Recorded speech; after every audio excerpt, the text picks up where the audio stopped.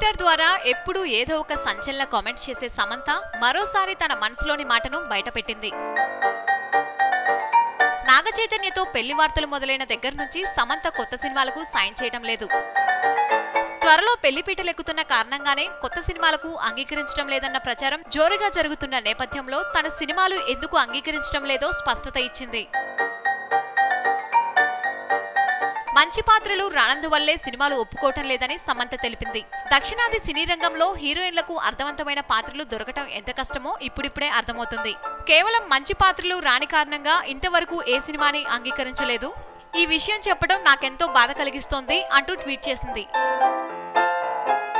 మరి ఇన్ని రోజులు సమంత ఏ రకంగా సినిమాలకు అంగీకరించిందో తనకే తెలియాలి.